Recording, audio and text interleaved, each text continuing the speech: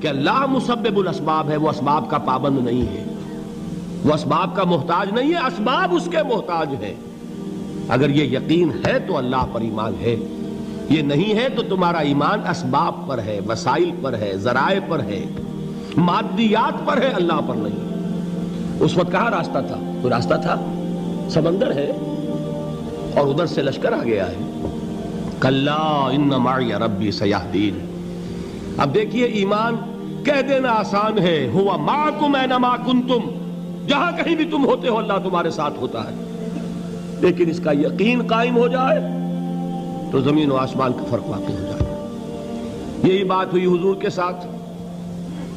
غار ہے، چھپے ہوئے ہیں محمد الرسول اللہ اور آپ کے وہ یار غار ابو بکر صدیق رضی اللہ تعالی عنہ۔ اقبال نے حضرت ابو بکر کی شان میں چند اشعار کہے صرف، لیکن واقعہ یہ ہے کہ بھاری بھاری نظموں پر اور قصیدوں پر بھاری ہے، طویل ترین نظمیں اور قصیدے ہوں ان پر بھاری ہے۔ ہمت ابو بکر کی ہمت جو ہے، کشت ملت را جو ابر، جیسے بارش سے کھیتی اپجتی ہے، ابو بکر کی ہمت اور عزیمت اس امت کو اسی طرح سینچنے والی ہے۔ ثانیے اسلام و غار و بدر و قبر، وہ دوسرے تھے اسلام میں، دوسرے پہلے کون تھے؟ انا اول المومنین، حضور فرماتے ہیں سب سے پہلا ایمان لانے والا میں، دوسرے ابو بکر۔ ویسے ہمارے ہاں یہ چلتا ہے اختلاف، حضرت علی پہلے ہیں کہ حضرت ابو بکر پہلے ہیں، لیکن اس میں بڑی خوبصورت تطبیق قائم کی ہے علماء نے اور بہت صحیح ہے۔ چار کے بارے میں فیصلہ ہی مت کرو کہ کون پہلے ہے، ان کی ایک عجیب تقسیم کر دی ہے۔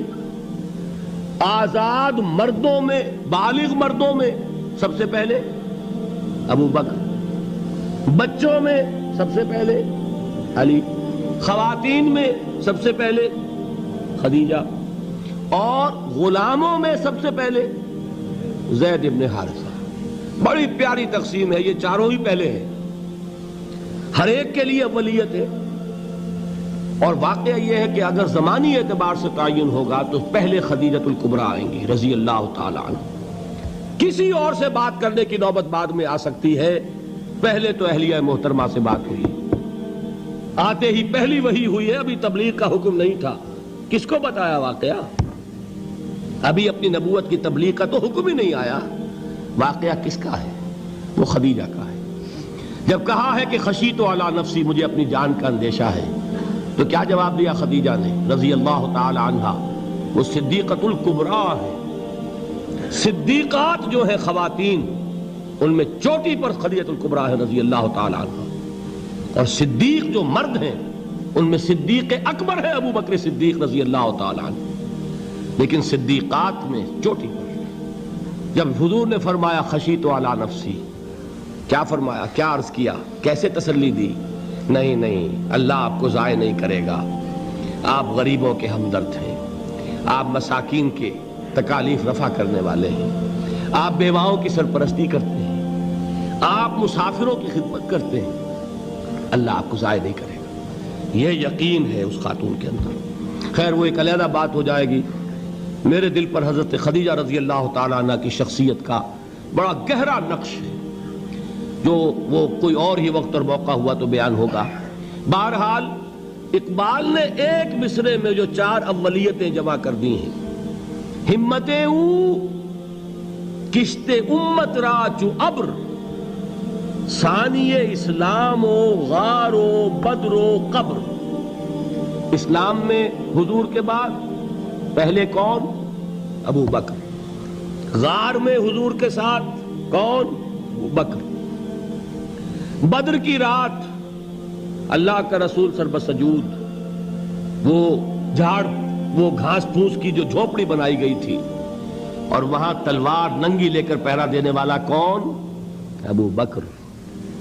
اور اس حجرہ عائشہ میں محمد کے بعد سب سے پہلے دفن ہونے والا کون؟ ابو بکر رضی اللہ تعالی عنہ صلی اللہ علیہ وسلم۔ وہ جو معاملہ میں سنا رہا تھا غار ثور کا، حضرت ابو بکر بھی حضور کے خیال سے لرز گئے ہیں. آپ کو یاد ہوگا کہ جا کر پہلے تمام جتنے سوراخ تھے انہیں بند کیا ہے. ایک سوراخ رہ گیا تھا جس کو بند کرنے کے لیے کوئی کپڑا نہیں تھا. وہاں اپنی ایڑی رکھی ہے. تب کہا ہے حضور سے تشریف لائیے, اور اپنے زانو پر حضور کو لٹایا ہے. اور وہاں کسی موذی جانور نے کاٹا ہے. حضور کی آنکھ لگ گئی تھی. اس وقت اس بل کے اندر جو بھی بچھو ہے کیا ہے واللہ عالم, اس نے کاٹا ہے. اس کی تکلیف کی وجہ سے ابو بکر کی آنکھوں سے آنسو ٹپک گئے. حضور کے چہرے مبارک پر پڑے ہیں تو حضور جاگے ہیں. معاملہ کیا ہے؟ ایڑی نہیں ہٹائی وہاں سے, مبادا وہ جانور وہاں سے نکل کر محمد الرسول اللہ کو کوئی گزن پہنچا دے. ابو بکر کی ایڑی ہے, جس طرح چاہے کھا لے, ختم کر دے, جان نکل جائے تب کوئی آنچ آئے محمد پر تو آئے, لیکن جیتے جی نہیں. وہ ہے ابو بکر. حضور کے خیال سے اس وقت حضور نے پھر اپنا لعاب دہن لگایا ہے, اور اس سے پھر آپ کی تکلیف ختم ہوئی. جیسے خیبر میں حضرت علی کی آنکھ دکھ رہی تھی, اس کو جو شفا حاصل ہوئی ہے وہ بھی حضور کے لعاب دہن سے ہوئی. تو بہرحال اس وقت انہوں نے کہا ہے کہ اے نبی یا رسول اللہ, اگر اس وقت ان میں سے کسی نے غیر ارادی طور پر بھی اپنے قدموں کی طرف جھانک لیا تو پکڑے جائیں گے. کیا جواب تھا اللہ کے رسول کا؟ لا تحزن ان اللہ معنا. اللہ ہمارے ساتھ ہے, کیوں گھبراتے ہو ابو بکر؟ یہ ہے ایمان باللہ. میرا مالک اللہ, میرا رازق اللہ, میرا محافظ اللہ, میرا مددگار اللہ, میرا پشت پناہ اللہ, میرا دوست اللہ. یہ دوستی ہے اللہ کی جو لب لباب ہے, حاصل ہے ایمان کا. اسی کا نام ولایت ہے. اولیاء اللہ کے سروں پر سینگ نہیں ہوتے. جس کے دل میں ایمان راسخ ہو چکا ہو وہی اللہ کا ولی ہے. جسے اللہ پر یقین ہو چکا ہے وہی اللہ کا ولی ہے. جسے یقین ہے اللہ میرے ساتھ ہے, میرا مددگار, میرا پشت پناہ, میرا ساتھی, میرا دوست, میرا محبوب, میرا محب. اللہ اہل ایمان سے محبت کرتا ہے. واللہ یحب الصادقین. ان اللہ یحب الذین یقاتلون فی سبیلہ صفا کانہم بنیان مرصوص. اللہ محبت کرنے والا, اہل ایمان محبوب, اور اہل ایمان محبت کرنے والے اللہ محبوب. والذین آمنوا اشد حبا للہ. آپ تصور کیجئے جسے یہ رشتہ ایمان یا رشتہ ولایت حاصل ہو جائے, الا ان اولیاء اللہ لا خوف علیہم ولا هم یحزنون. آگاہ ہو جاؤ, اللہ کے دوستوں کے لیے نہ کوئی خوف ہے نہ کوئی حزن ہے. اور میں بیان کر چکا تھا, خوف اور حزن کے خاتمے ہی کا نام امن ہے. زوال خوف, زوال حزن. یہ خوف اور حزن کیوں آتے ہیں بار بار؟ اللہ تخافوا ولا تحزنوا, دونوں آ گئے. الا ان اولیاء اللہ لا خوف علیہم ولا هم یحزنون, پھر وہی دو. وہ کیوں ہے؟ خوف ہوتا ہے کسی مستقبل کی بات کا, یہ نہ ہو جائے, وہ نہ ہو جائے, یہ نقصان نہ پہنچ جائے, یہ تکلیف نہ ہو, یہ غضب نہ آ جائے. خوف ہے مستقبل سے. حزن ہے یہ کیوں ہوا, یہ نہیں ہونا چاہیے تھا, یہ میرا فلاں چیز میرے ہاتھ سے جاتی رہی ہے, فلاں موقع نکل گیا, اب بیٹھے ہوئے ہیں اندر ہی اندر کڑ رہے ہیں, صدمہ ہے اور رنج ہے. اور جو اللہ پر ایمان رکھتا ہے وہ جانتا ہے ما اصاب من مصیبت فی الارض ولا فی انفسکم الا فی کتاب من قبل ان نبرأها ان ذلک علی اللہ یسیر لکی لا تعصوا علی ما فاتکم ولا تفرحوا بما آتاکم واللہ لا یحب کل مختال فخور. اس زمین میں یا تمہاری جانوں میں کوئی تکلیف, کوئی مصیبت نہیں آ سکتی سوائے اس کے کہ جو اللہ نے لکھ دی ہو, اس سے پہلے کہ وہ ظاہر ہو. جس کو یہ حقیقت معلوم ہو گئی اس کو یہ طرز عمل اختیار کرنا چاہیے. جو چیز چھن جائے, جاتی رہے, چھوٹ جائے, اس پر افسوس نہ کرو. کس نے چھینی؟ دوست نے. دوست کے فیصلے پر شکایت. دوستی کو بٹا لگا رہے ہو, سرے تسلیم خم ہے جو مزاج یار میں آئے. اگر دوستی ہے تو پھر تو تمہیں گردن جھکانی چاہیے کہ ہر چہ ساقی ماریخت عین الطافست, جو بھی میرا ساقی میرے پیالے میں ڈال دے اس کا کرم ہے. جو اس کی طرف سے آئے اس پر کوئی رنج نہیں, کوئی صدمہ نہیں, کوئی غم نہیں, کوئی شکایت نہیں, کوئی شکوہ نہیں. اور جو ہوگا وہ اس کے اذن کے بغیر نہیں ہوگا, اور اس کا اذن ہوگا تو یقیناً میرے لیے خیر ہی خیر ہے, چاہے وہ ناگوار شے ہو, بظاہر مجھے اچھی نہ لگ رہی ہو، میری شارٹ سائٹڈنس میں مجھے وہ نظر آ رہی ہے کہ میرے لیے بری ہے، لیکن قرآن نے کہا ہے عسیٰ ان تکرہوا شیئا وہو خیر لکم وعسیٰ ان تحبوا شیئا وہو شر لکم واللہ یعلم وانتم لا تعلمون۔